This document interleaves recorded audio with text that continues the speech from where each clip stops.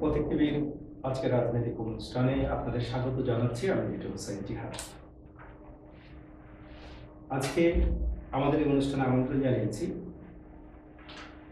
ব্রাহ্মণবাড়িয়ার পরিচিত মুখ, জেলা বিএনপির যে বর্তমান আহ্বায়ক কমিটি আছে তার অন্যতম সদস্য, ব্রাহ্মণবাড়িয়া সদর উপজেলার সাবেক ভাইস চেয়ারম্যান আলহাজ নূরে আলম সিদ্দিকীকে।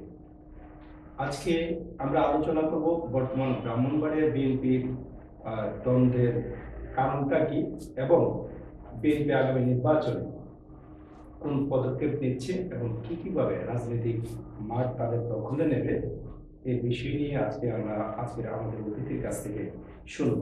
আপনারা যারা আমাদের লাইভে যুক্ত হবেন, আপনারা আপনাদের প্রশ্নগুলি বা কমেন্টের মাধ্যমে আমাদেরকে জানিয়ে দিলে আমরা চেষ্টা করব এই প্রশ্নের উত্তর দেওয়ার জন্য। তো আমরা চলে যাচ্ছি আমাদের আজকে আমন্ত্রিত অতিথি জনাব আলহাজ নূরে আলম সিদ্দিকীর কাছে। কেমন আছেন আপনি? যাক, আছে আলহামদুলিল্লাহ ভালো। তো আজকে শুরুতে আপনার কাছে যে বিষয়টা জানতে চাইব যে ব্রাহ্মণবাড়িয়া জেলা বিএনপির বর্তমান সাংগঠনিক অবস্থা কি? ধন্যবাদ লিটন সাহেব জিহাদকে। আসলে আমি প্রথমেই আল্লাহ রাব্বুল আলামিনের শুকরিয়া আদায় করি যে আমরা দীর্ঘদিন পর ফ্যাসিস্ট সরকারকে বিতাড়িত করতে পেরেছি। গত 5ই আগস্টে ছাত্র জনতার আন্দোলনের মুখে এই সরকারের প্রধান দেশ ত্যাগ করতে বাধ্য হয়েছে। সেই সাথে বলতে চাই, আপনি যে বিষয়টা বললেন, আসলে তার পাশাপাশি আরেকটা বিষয় বলি, আমাদের যে ব্রাহ্মণবাড়ি আজকে যারা আমাদের দেখতে পাচ্ছেন বা এই প্রতীক টিভির কলা কৌশলী যারাই আছেন, আমাদের যারা দেখতে পাচ্ছেন, অনেকে দেখতে পারলে পরে পাবেন, সকলকেই আমি আমার প্রাণপ্রিয় জেলা ব্রাহ্মণবাড়িয়া জেলাবাসীর পক্ষ থেকে, আমার ব্যক্তিগত পক্ষ থেকে, পরিবারের পক্ষ থেকে, আমার দল বাংলাদেশ জাতীয় দল ব্রাহ্মণবাড়িয়া জেলা বিএনপির পক্ষ থেকে সকলকে আন্তরিক অভিনন্দন ও আহ্বান জানাই। সেই সাথে বলতে চাই, আপনারা আসলে অনেকে মনে করতে পারেন যে জেলা বিএনপির দ্বন্দ্ব, আসলে জেলা বিএনপির কোনো দ্বন্দ্ব কোনো শব্দ নেই, এটার সাথে আমি একমত না। এই কারণেই বলবো, আমরা তো জেলা বিএনপি যারা করি বা দীর্ঘদিন রাজনীতির সাথে আমরা বিএনপি রাজনীতির সাথে জড়িত ছিলাম, ছাত্র রাজনীতি পদ্ধতি এখানে আমরা চলে এসেছি। অনেক নেতা আমাদের সিনিয়র নেতৃবৃন্দ যারা আছেন তারাও এক সময় নিজ থেকে রাজনীতি করতে কিন্তু উপরে আসছে। একটা সময় দেখা গেল যে নেতৃত্বের একটু প্রতিযোগিতা হতে পারে। আমরা আসলে এটা দ্বন্দ্ব বলবো না, আমরা বলবো নেতৃত্বের প্রতিযোগিতা। আমরা সবাই ভাই ভাই দলের মধ্যে আছি, দলের চেইন অফ কমান্ড তো আছে, আপনি জানেন।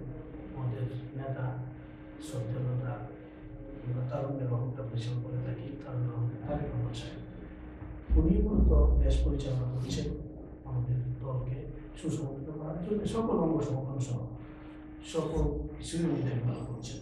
আর কেন্দ্রীয়ভাবে যারা আছেন স্টেডিয়াম কমিটি সহ সকলে এইভাবে দলটা পরিচালনা করার জন্য এটা চেষ্টা করে যাচ্ছে। সেই দিক থেকে আমরা আসলে একটা বিব্রত পরিস্থিতির মধ্যে আপনি প্রশ্নটা করছেন। তো আমি সকলকেই বলবো, ব্রাহ্মণবাড়িয়া জেলা বিএনপি মনা যারা আছে, আমাদের বিভ্রান্তি হওয়ার কোনো সুযোগ নেই। বিগত কিছুদিন পূর্বে আপনি নিশ্চয়ই জেনে থাকবেন যে আমরা এই গত 28শে ডিসেম্বর জেলা বিএনপির একটা সম্মেলন হওয়ার ছিল। ওই সম্মেলনের পূর্ব থেকেই আমরা প্রস্তুতি নিয়েছিলাম, যেহেতু কেন্দ্রের ঘোষণা। আমরা আমাদের মতো করে যারা আমরা দায়িত্বে আছি, জেলা বিএনপির 5 জন, প্রথম ছিল আপনি জানেন 5 জন আহ্বায়ক কমিটির সদস্য দেওয়া হয়েছিল। পরবর্তীতে আমাদের বৃদ্ধি করে যে কার্যক্রম মধ্যে সিদ্ধান্ত হয়েছে, আমাদের নেতা নেতৃত্বে আপনি জানেন, আমরা করার ফলে এই জিনিসটা আবার আমাদের চেয়ারম্যান মহোদয় তারেক রহমান সাহেব আবার এটাকে 32 সদস্যে উন্নীত করে এটা আমাদেরকে জেলা বিএনপি উপহার দিয়েছেন আহ্বায়ক কমিটি হিসেবে। ওই কমিটিরও আমি একজন সদস্য হিসেবে বলবো এটাই যে আমরা যারা আছি সকলেই সম্মিলিতভাবে একসাথে কাঁধে কাঁধ মিলে কাজ করে যাচ্ছি। আপনি শুনলে আরো আনন্দিত হবেন, নিশ্চয়ই আপনি অবগত আছেন, গতকালকে আমাদের একটা কসবায় একটা আমাদের হয়েছে, ভোটারদের নিয়ে একটা পরামর্শ হয়েছে। ওই পরামর্শে কিন্তু আমরা প্রার্থী, আপনি জানেন আমার সাথে আরেকজন আমার এক ভাই প্রার্থী আছেন, তো আমি তো সাধারণ সম্পাদক প্রার্থী। আমার ভাই আরেকজন আল্লাহ সিরাজুল ইসলাম সাহেব, উনিও জেলা বিএনপির সাধারণ সম্পাদক প্রার্থী হয়েছেন। সাংগঠনিক সম্পাদক আরো 3জন হয়েছেন। তাদের সকলকে নিয়ে একই প্ল্যাটফর্মে বসে কিন্তু ভোটারদের সাথে আমরা আলোচনা করেছি। আমাদের মধ্যে কোনো দ্বিধাদ্বন্দ্ব এখানে লক্ষ্য করা যায় না। এখন প্রশ্ন হলো, আমরা এই গ্রুপ, অনেকে বলে এই গ্রুপ, আসলে নেতৃত্বের প্রতিযোগিতার কারণেই এইভাবে হচ্ছে। আমরা চাচ্ছি যে নির্বাচনটা অর্থাৎ সম্মেলনটা কিভাবে করা যায়, সেই লক্ষ্যে বিগত দিনের যে তারিখটা ছিল 28শে ডিসেম্বর, এই ডিসেম্বরের তারিখটা 28শে ডিসেম্বরের ডেটটা চেঞ্জ করছে, এটা কিন্তু স্থগিত হয় নাই। এই জায়গায় যাওয়ার আগে আমি আপনাকে আরেকটা প্রশ্ন করে ফেলি। আপনি বলছেন যে জেলা বিএনপির মধ্যে কোনো ধরনের দ্বন্দ্ব নাই, এটা হলো নেতৃত্বের প্রতিযোগিতা। আমরা দেখছি যে পেশিবাদ সরকারের আমলে বিএনপির যে নেতৃবৃন্দগুলি প্রায় সময় এই জেলে থাকতো, তারা মামলা হামলা শিকার হচ্ছে। তার মধ্যে যেমন আমরা ধরে নিতে পারি কচি ভাই, জহির ভাই সহ অন্যান্য যারা আছে, তাদেরকে বাদ দিয়ে যে কমিটিটা হলো, এই কমিটিটা মানে কতটা গ্রহণযোগ্য হতে পারে বা এই বিএনপি কর্মী যারা আছে তাদের কাছে, এই বিষয়টা কি কেন্দ্রীয় নেতৃবৃন্দ ভেবেছে, নাকি এটা কেউ নিজেদের উদ্যোগে বা প্রেশার ক্রিয়েট করে একটা কমিটি অনুমোদন নিয়ে আসছে? না, ধন্যবাদ আপনাকে, ভালো একটা কোশ্চেন করেছেন। আসলে এরকম কচি ভাই, জহির ভাই বনপাড়া জেলা বিএনপির সভাপতি সেক্রেটারি দীর্ঘদিন ওনারা ছিলেন, ওনাদের নেতৃত্বে তো আমরা ছিলাম, এভাবেই চলছিল। এখনো ওনাদেরকে আমরা শ্রদ্ধা করি, ভালোবাসি, মনের ভালোবাসা তো আছেই, কিন্তু ওনাদেরকে বাদ দিয়ে কিন্তু করা হয়নি। আপনি অবশ্যই শুনলে খুশি হবেন যে আমরা যে ওই প্রথম সুপার ফাইভ তাকে বলে আমরা 5 জনের কমিটি দেওয়া হয়েছিল। 5 জনের কমিটি আহ্বায়ক, সদস্য সচিব, 3 জন সদস্য, কচিভাই সদস্য, আমাদের জলিল খোকন সাহেব সদস্য, আমি নিজে সদস্য। আমরা এই 5 জনের কমিটি দেওয়া হয়েছে। ওনারা তো 2 জন সাবেক আহ্বায়ক, সভাপতি সেক্রেটারি ছিলই, একসাথেই আমরা 5 জনের কমিটি মাত্র দেওয়া হয়েছে।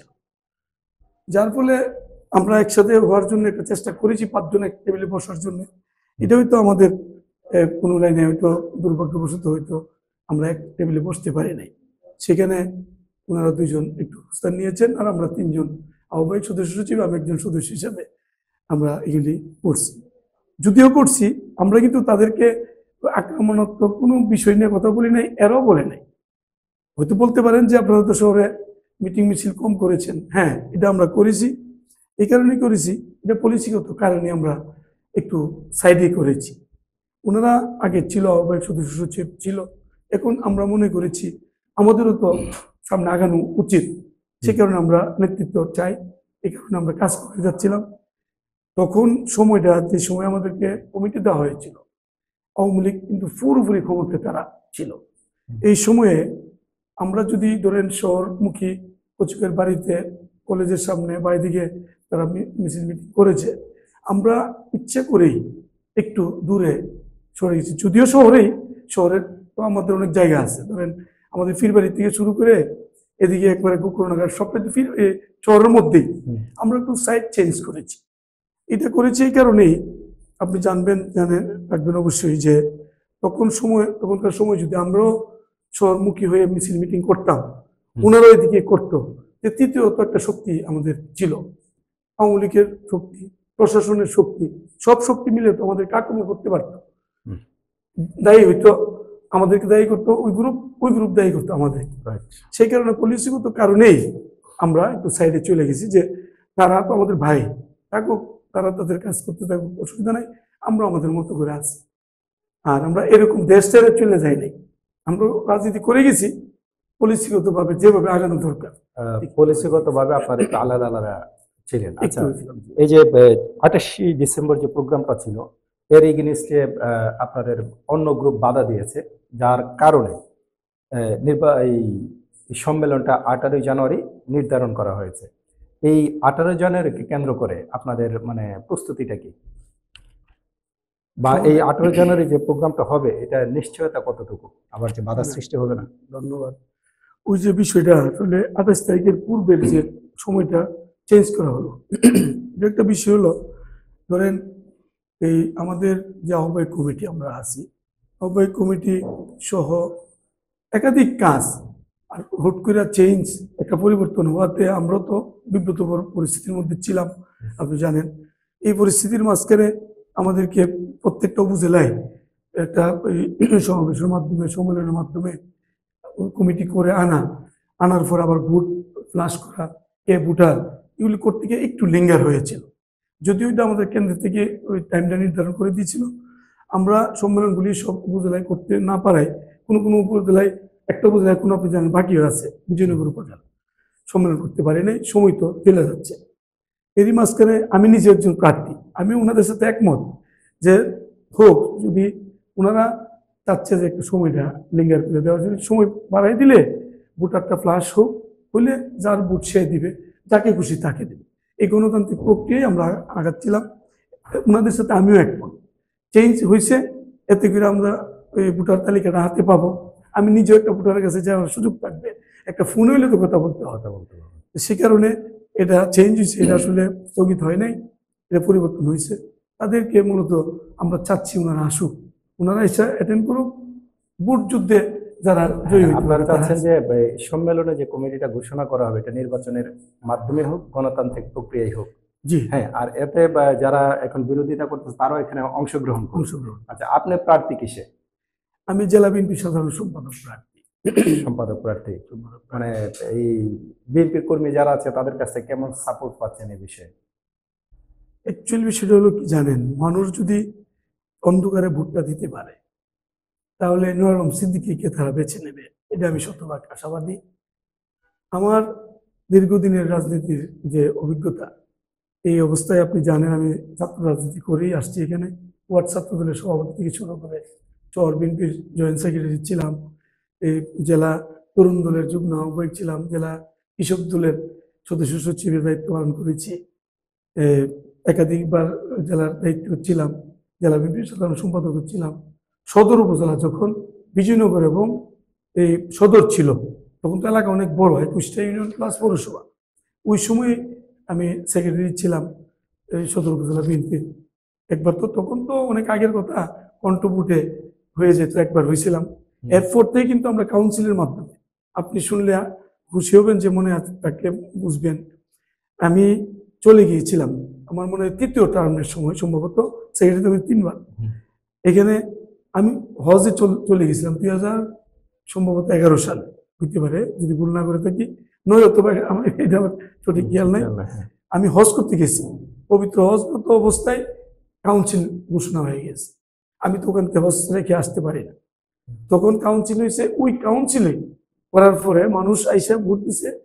ভোটার তখন যে 21টা ইউনিয়ন ছিল, 2টা ভোট, প্রেসিডেন্ট সেক্রেটারির ভোট ছিল, তখন আমাকে 31টা ভোট দিয়ে আমাকে বিজয় করেছিল। আমি কিন্তু ভোটারের কাছে যাইতে পারি নাই। আর 8টা ভোট আমার প্রতিপক্ষ পেয়েছিল, আর 3টা ভোট কোনো কাস্ট হয়নি। সেইভাবে আমি ওইভাবে দ্বিতীয়বারের মতো আবার এই সাধারণ সম্পাদক দায়িত্ব পেয়েছি। ওই দায়িত্ব পাওয়ার ফলে মানুষের মধ্যে একটা আস্থা সঞ্চার হয়েছে। পরবর্তীতে আবার উপজেলা নির্বাচন আসলো বিজয়নগর এবং সদরকে নিয়ে, তখন আমি নির্বাচন প্রার্থী ছিলাম, চেয়ারম্যান প্রার্থী হিসেবে উপজেলা পরিষদের। তখন আমার নেতা আলহাজ টারুন সাহেব, উনিও ছিল খুব রাজনীতিতে সক্রিয় ছিল, এখন তো একটু বার্ধক্য কারণ বিয়ে হয়ে গেছেন। উনি আমাকে বলেছেন, তখন আলহাজ সৈয়দ ইমরান রাজা, উনি ছিলেন জেলা বিএনপির সাধারণ সম্পাদক, আমি সদর উপজেলা বিএনপির সাধারণ সম্পাদক। মানে এটা বলতেই হয় যে উনি যেহেতু সিনিয়র লোক, ওনাকে আমাকে ছাড় দিতে হয়েছিল। উনি উপজেলার চেয়ারম্যান প্রার্থী হয়েছে, আমি সেক্রেটারি এই ভাইস চেয়ারম্যান প্রার্থী হয়েছিলাম। আপনারা জানেন ওনার কিন্তু আবার ওই যখন সম্ভবত 29শে ডিসেম্বর জাতীয় নির্বাচন হয়েছিল, আওয়ামী লীগের প্রথম যখন ওই নির্বাচন ক্ষমতায় আসে, ওই সময়ে নির্বাচন হলো, সারা দেশ আওয়ামী লীগ নৌকা ভাস করে ফেলল। আমাদের প্রত্যাহারের ডেট ছিল 31শে ডিসেম্বর। ওই সময়ে ওই তারিখে আমি আর প্রত্যাহার করি নাই। আমার 3জন ছিল, জিল্লুর রহমান জিল্লু ভাই, আমাদের সদ্য বিলুপ্ত আহ্বায়ক কমিটির যে আহ্বায়ক ছিলেন, উনিও প্রার্থী ছিলেন। আমার আরেক ভাই হাজি মোহাম্মদ জাহাঙ্গীর সাহেব, উনিও ছিলেন, ইমরান ভাই তো ছিলেনই, তিনজনই প্রত্যাহার করে নিয়ে গিয়েছিলেন। আমি কিন্তু প্রত্যাহার করিনি। আমি প্রত্যাহার করি না এই কারণেই, আমি শহীদ রাষ্ট্রপতি জিয়াউর রহমান সাহেবের আদর্শে বিশ্বাস করতাম, করি। আমি বলছি যে না, আমি আমার যদি একটা ভোট থেকে থাকে, এই ভোটটা নিয়ে আমি শেষ পর্যন্ত লড়াই করতে চাই। ওই দুর্দিনে তখন আমাদের অবস্থা খুব খারাপ, করুণ অবস্থা ছিল। আপনি খুঁজে দেখবেন যে এখানে মোটামুটি সিনিয়র নেতৃবৃন্দের বিভিন্নভাবে পরামর্শ দিয়েছে, তো আমার সাথে গিয়ে যে মিছিল মাঠে মিটিং এ কাজ যাওয়া করবে, হ্যাঁ। এরকম অনেককেই পাওয়া যায় না। সুযোগ হয় নাই। কারণ 111-এর পর 111-এর মধ্যে মানে ভোটারের কাছে যাওয়া এটা একটা কঠিন অবস্থা ছিল সেখানে তখন। আমি কিন্তু বুক ফুলিয়ে মানুষের কাছে দাঁড়িয়ে দাঁড়িয়ে গিয়েছি, ভোট চেয়েছি, যার ফলে আমরা এই নির্বাচনটা হয়েছিল। ওই নির্বাচনে 22শে জানুয়ারি সম্ভবত ছিল, ওই নির্বাচনে বিপুল ভোটের ব্যবধানে আমরা ফার্স্ট করতে পারতাম। এটা ভাগ্যক্রমে 15 মিনিট পূর্বে ভোট গ্রহণের স্থগিত ঘোষণা করা হয়। সারা বাংলাদেশে আপনি জানেন যে 6টা উপজেলা পরিষদের এই নির্বাচন স্থগিত করা হলো, আমারটাও স্থগিত করা হয়েছিল। দুঃখ, সকল মানুষ তো হতাশ, কি হবে। যাই হোক, বুঝেন তো, পরে আবার 3 মাস পর এই নির্বাচনটা আমাকে ফার্দার করতে হয়েছে। ওই নির্বাচনটা করতে গিয়েও মানুষ আমাকে ভুলে নাই, যদিও উপনির্বাচনে ভোটার উপস্থিতি একটু কম হয়, তারপর আমি চেষ্টা করেছি যেটুকু ভালো কিছু করার। প্রতিপক্ষের যে 50,000 যে বেশি ভোট পেয়ে পাস করছিলাম আওয়ামী লীগের সময়, কিন্তু আচ্ছা, আচ্ছা। এই জোয়ারের মধ্যেই তাদের। যাই হোক, সেই সুবাদে আমি আশা করি, আমি তো ভাইস চেয়ারম্যান চালাইছি, পরিষদ চালাইছি, চালাইতে গিয়ে আমার জানা মতন একটা কাপ চা আমি জনগণের উদ্দেশ্যে বলবো। যদি কেউ বলতে পারে যে নুরুল আলম সিদ্দিকী ধ্যান দরবার করে সেখান থেকে কোনো কিছু করছে, এটা আমি চ্যালেঞ্জে নেই। আমি একটা কাপ চা অন্যায়ভাবে খাই নাই। এমনকি আমার যে সম্মানী ভাতাটা ছিল, এই সম্মানী ভাতাটুকুও কোনো মসজিদ মাদ্রাসায় এভাবে দিয়ে দিয়েছি। অ্যাকাউন্টটা এখন মনে হয় শূন্য অবস্থায় আছে, ওই অ্যাকাউন্টটা চেক করলে বুঝতে পারবেন যে আমি এই টাকাটা এভাবে বিলি করে দিয়েছি। তো যাই হোক, এটা আমার একটা ইচ্ছা ছিল, আমার বাবাও বলে গিয়েছেন যে যাইবা মানুষের সেবা দেওয়ার জন্য, জনপ্রতিনিধি হবা হোক, দোয়া করি। আমার বাবা তখন জীবিত ছিল, উনিও ভোট চাইছেন মানুষের কাছে। আল্লাহ ওনাকে জান্নাতবাসী করুক, উনি চলে গেছেন আমাকে। সুপ্রিয় দর্শক, আমরা শুনছিলাম আলহাজ নুরুল আলম সিদ্দিকীর আলোচনা জেলা বিএনপির বর্তমান অবস্থা এবং ভবিষ্যৎ পরিকল্পনা নিয়ে। তো আমরা আরেকটা বিষয় ওনার কাছে জানতে চাইবো, তা হচ্ছে যে আগামী যে সম্মেলন হবে, নেতৃত্ব নির্বাচনে কিভাবে স্বচ্ছতা এবং গণতান্ত্রিক প্রক্রিয়া নিশ্চিত করবেন? ধন্যবাদ। আসলে অনেকেই বলে থাকে যে এই সম্মেলনটা কলেজের মাঠে হইলে ভালো হতো, ইন্ডাস্ট্রিয়াল স্কুলে হইলে ভালো হতো, অথবা এই মুক্ত মঞ্চের বিষয় ছিল, ব্যাংকের বাড়িতে পারত। আমরা অনেক কিছু চিন্তা ফিকির করেছি, যেহেতু গণতন্ত্রের জন্য আমাদের যুদ্ধ লড়াই, এই গণতন্ত্র পুনঃপ্রতিষ্ঠা হোক। আমরা চাই ব্রাহ্মণবাড়িয়া জেলা একটা সম্মেলনের মাধ্যমে, সুন্দর পরিবেশের মাধ্যমে একটা সম্মেলন সফল হোক, পাশাপাশি ভোটাররা যাতে নির্বিঘ্নে ভোটটা দিতে পারে। সেই কারণে কিন্তু আমরা এখন সম্মেলনটা হবে এই 18 জানুয়ারি আমাদের বেসফিল্ড স্কুল অ্যান্ড কলেজ প্রাঙ্গণে হবে সমাবেশটা, সম্মেলন। আর সেখানে সিক্রেটের আর কোনো অভাব নেই, স্কুল আছে, তো স্কুলের মধ্যে ক্লাস আছে। আমরা চাচ্ছি সেখানে প্রত্যেকটা ক্লাসে গিয়ে আমাদের, আপনি জানেন যে 11টা আমাদের 9টা উপজেলা, 5টা পৌরসভা বা 14টা ইউনিট আমাদের আছে, তাদের ভোট আছে। তারা যাতে নির্বিঘ্নে ওই ক্লাসরুমে যে একা, এই ক্লাসে আর অন্য কেউ থাকবে না, এরা যাতে ওখানে ভোটটা দিতে পারে। সেখানে ওই সিকিউরিটির জন্যই আমরা গ্যাস ফিল্ডকে বেছে নিয়েছি। ওই জায়গাটা একটা নিরাপত্তার দিক থেকে এখানে আর কোনো অন্যায় অবিচার হবে না, যার ভোট তাকে দিবে, সমস্যা নেই। আমরা এটা চাচ্ছি, এটা ভোটের মাধ্যমে নেতা নির্ধারণ হবে। ধন্যবাদ। আমরা আরো যে বিষয়গুলি জানতে চাইবো, একটা কঠিন প্রশ্নে বলা যায়, এটা হচ্ছে গণ অভ্যুত্থানের পরবর্তী সময়ে প্রশাসন থেকে শুরু করে সর্বমহলেই মানে বিএনপির যে একটা জোয়ার দেখতে পাচ্ছি, যে নির্বাচন ছাড়াই তারা রাষ্ট্র ক্ষমতায় চলে আসছে। এই কথাটা এই কারণে বললাম, বিভিন্ন মানে জেলা উপজেলার মধ্যে বিএনপি কর্মীরা বিভিন্ন ধরনের অনৈতিক কর্মকাণ্ডের সাথে জড়িত হচ্ছে, চাঁদাবাজি করছে, কেউ কেউ জায়গা দখল করে নিচ্ছে। আপনি হয়তো অবগত আছেন, কিছুদিন আগেও নন্দনপুর বেসিকের মধ্যে যে মাল কেনা বেচা নিয়ে 2 গ্রুপ বিএনপির মধ্যে দ্বন্দ্ব হয়েছে। এই বিষয়টাকে আপনি কিভাবে বর্ণনা করবেন? আসলে দেখেন, আমাদের নেতা, সদ্য নেতা জনাব তারেক রহমান সাহেব, আপনি দেখবেন খুললেই ফেসবুক, টেলিভিশনে সব ক্ষেত্রেই উনি বারবার ব্রিফিং দিয়ে থাকেন যে আমাদের দলের কোনো নেতাকর্মী যাতে কোনো ক্রমে কোনোভাবে কোনো অন্যায় কাজে লিপ্ত না হয়, যে বারবার বলে থাকেন।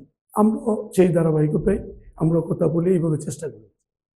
এবং এটাও আপনি জানেন যে দল তো আমাদের বাংলাদেশের মধ্যে সবচেয়ে বৃহৎ একটি দল, বাংলাদেশ জাতীয়তাবাদী দল। এই দলের নেতাকর্মী অনেক আছে, অনেকে চলে গেছেন, মারা গেছেন। এত বড় দল, সাধারণ মানুষের একটা দল, এখানে অনেকভাবে লোকজন জড়াই আছে। কোনো লোক আছেন যে একটা সময় তারা তাদের মতো করে বিএনপি করতো, হয়তো বা কোনো কারণে পরিস্থিতির কারণে ওইদিকে সেদিকে গেছেন। এরকম কিছু লোক অতি উৎসাহী হইয়া মানে বিএনপিতে আইসা ইনভলভ হওয়ার জন্য তারা তাদের মাধ্যমে এই সমস্ত কাজগুলি করে যাচ্ছেন।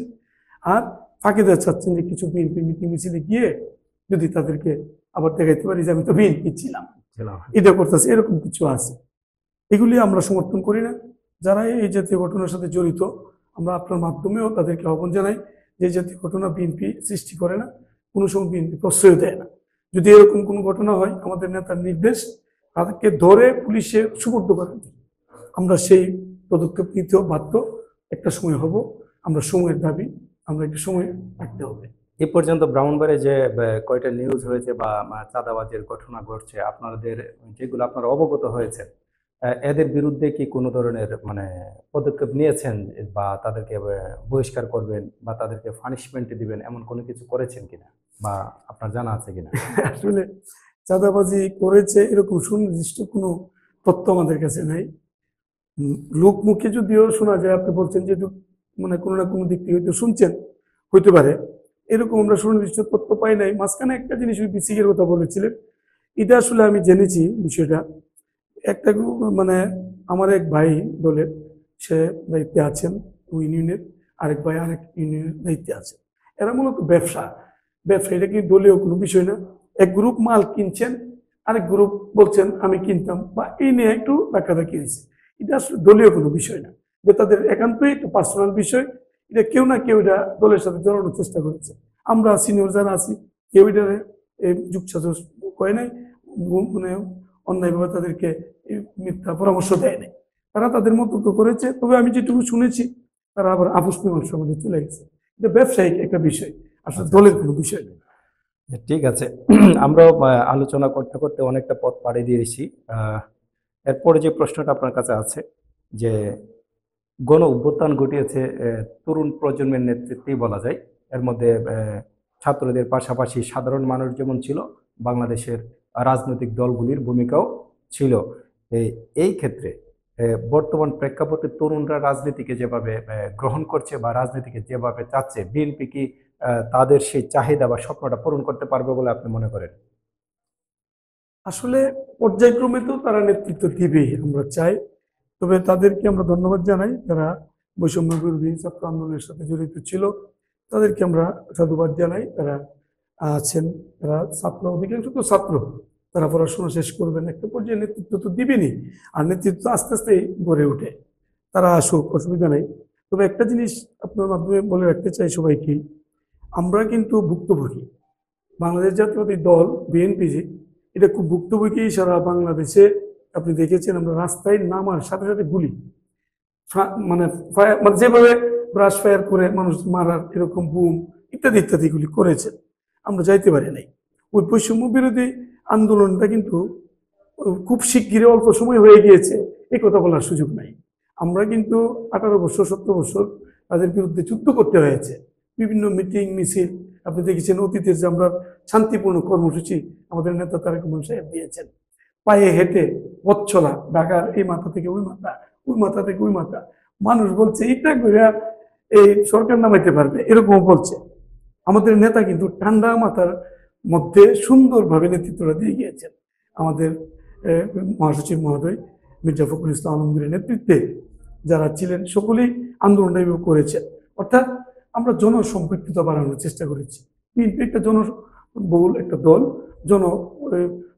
এটার সাথে সবসময় ছিল, এখনো আছে, ভবিষ্যতে থাকবে ইনশাল্লাহ। তবে ওই আন্দোলনের দের হিসেবে একটা পর্যায়ে চলে আসছে, তখন কোটা আন্দোলন আসছে। কোটা আন্দোলনের সাথে কিন্তু আমাদের, আপনি জানেন যে প্রায় 1500 ছাত্র এখানে মারা গেছে, অনেক ইয়ারা মারা গেছে। আমাদের ছাত্র দলের সরকারিভাবে যদিও ঘোষণা করছে 400 কত জন জানি, আমি ঠিক বলতে পারতেছি না, মারা গেছে হাজারের উপরে। হাজারের উপরে, কিন্তু 400 মতো আমরা ছাত্র দল যুব দলের ছেলেরা ছিল এখানে, এই ছাত্রদের সাথেই ছিল, যদিও তারা ইন্ডোরে তাইকা ছাত্র বৈষম্য আন্দোলনের সাথে, এটা আমাদের একটা পলিসি ছিল, আমরাও কিন্তু এনেছিলাম। মারা গেছে অনেক আমাদের ছাত্র, দেখবেন এমুকের ছাত্র দলের ফোক ছিল, ছাত্র দলের এরকম সম্পাদক ছিল, সদস্য ছিল, এরকম অধিকাংশ লোক আমাদের মারা গেছে। নিশ্চয়ই আপনি বুঝতে পারছেন যে আমাদের ওই আন্দোলনের ধারাবাহিকতায় ছাত্র বৈষম্য এবং আমাদের সমন্বয়ে সরকারটা বিতাড়িত হয়েছে। আমরা ছাত্রদেরকে ধন্যবাদ জানাই, তারা তাদের মতো করে আগে যাক। আমি যেটা আমাদের জানতে চাচ্ছিলাম সহযোগিতা যে তরুণদেরকে আপনারা কিভাবে সংযুক্ত করছেন, নতুনদেরকে কি আপনারা সংযুক্ত করার জন্য তো কিছু পরিকল্পনা আছে, এটা কেমন?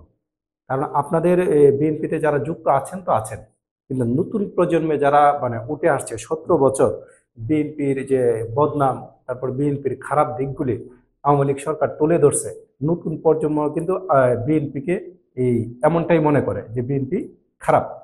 And এই জায়গা থেকে আপনারা কি নতুন প্রজন্মের জন্য করতেছেন, যা তরুণ প্রজন্মের জন্য করতেছেন, যে তারা ভাববে যে বিএনপি আসলে ভালো কিছু করতে পারে? কঠিন প্রশ্ন করছে, এটা আসলে জাতীয়ভাবে বলা বিষয়। আমি জেলার রাজনীতি করি, আমি ছোট্ট না, এটা তো মানে একটা কর্মী দলের, আসলে এটা কঠিন প্রশ্ন। আমরা দেখেছি আমাদের যে 19 দফা আছে, আমরা আপনি তো নিশ্চয়ই অবগত আছেন, আমাদের 19 দফা সহ শহীদ রাষ্ট্রপতি জিয়াউর রহমান সাহেব যে দল গঠন করে দিয়েছেন দেশনেত্রী বেগম খালেদা জিয়ার নেতৃত্বে আমরা ঐক্যবদ্ধ ছিলাম। বর্তমানে আমাদের নেতা তারেক রহমান সাহেব যেভাবে দিক নির্দেশনা দিচ্ছেন, আমরা সত্যি একটা গণতান্ত্রিক প্রক্রিয়ায় এগোনোর চেষ্টা করে যাচ্ছি। এবং শহীদ রাষ্ট্রপতি জিয়াউর রহমান সাহেব বহুদলীয় গণতন্ত্রে বিশ্বাস করতেন, এটা আপনি জানেন। ওনার যে আদর্শ, এই আদর্শ নিয়ে কিন্তু আমরা কাজ করে যাচ্ছি। ওই কাজে নেতৃত্ব আসবে, নেতৃত্ব যাবে, এটাই স্বাভাবিক। ওই 16-17 বছর আমাদের বিরুদ্ধে যে কথাগুলো ওনারা বলে গিয়েছেন, এককভাবে একতরফা 100% ভিত্তিহীন, এই সমস্ত কথার কোনোই যুক্তি নাই বলে কিন্তু আজকে এখন যদি নির্বাচন হয়, সে ধরে নির্বাচন একটা তফসিল তো বর্তমান সরকারে যারা আছেন এটা দিলে আমরা আশাবাদী এরকম ভোট বেশি পাবো, যেটা বিশ্বের মধ্যে রেকর্ড সৃষ্টি হবে। তার কারণ কি, তাদের যে মিথ্যা অপপ্রচার অপবাদ আমাদের বিরুদ্ধে দিয়েছেন, আমাদের নেতাকর্মীর বিরুদ্ধে দিয়েছেন, জেল কাটিয়েছেন, মামলা দিয়েছেন, অন্যায়ভাবে মানুষ, পুরুষ নারী কেউ রাতে ঘুমাতে পারে নাই, এরকম অন্যায় অবিচারের ফলে আবারও কথা বলার সুযোগ দেয় নাই। শুধু একতরফা তো তারাই বলেছেন, তারাই যদিও বলছেন, কিন্তু তাদের বলার ভাষাটা ছিল উল্টাটা। জনগণ বুঝে নিয়েছে যে আসলে আমরাই সঠিক, বাংলাদেশ জাতীয়তাবাদী দল বিএনপি এটাই সঠিক, ওনারা মিথ্যা কথা বলতেছেন। মানুষ তো এখন আর বোকা নাই, মানুষ সব জানে। অতএব কারণে আমরা আমাদের মতো করে আগাতে চাই। আমরা আলোচনার শেষ প্রান্তে চলে যাচ্ছি। সুপ্রিয় দর্শক, আমরা শুনছিলাম জেলা বিএনপির আহ্বায়ক কমিটির অন্যতম সদস্য এবং ব্রাহ্মণবাড়িয়া সদর উপজেলার সাবেক ভাইস চেয়ারম্যান নূর আলম সিদ্দিকীর আলোচনা। সাংগঠনিক আলোচনার পাশাপাশি আমরা বিভিন্ন বিষয় আলোচনা করেছি এবং তিনি বর্তমানে বিএনপির যে সম্মেলন হবে, এই সম্মেলনে সাধারণ সম্পাদক পদপ্রার্থী। তো শেষ প্রশ্নটা যেটা করব, এটা হচ্ছে যে দুদিন যাবৎ খুব আলোচনায় আছে সাংবাদিক ইলিয়াসের মেজর ডালিমকে নিয়ে একটা লাইভ, যেখানে জিয়াউর রহমানকে ছোট করে মেজর ডালিম অনেক কয়টা কথা বলেছে, এটা আপনি শুনেছেন কিনা?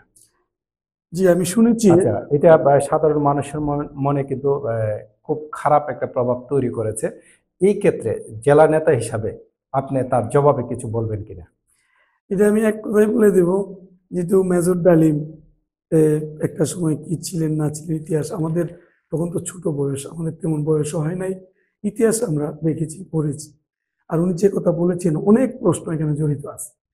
এই দিনে আসলে আমি ছোট মানুষ হিসেবে ওনার বিরুদ্ধে বা আমার দলকে খাটো করে, আমার নেতাকে খাটো করে বলার, এটা আমি সত্যি কিছু না কিছু তো নিন্দা অবশ্যই জানাই।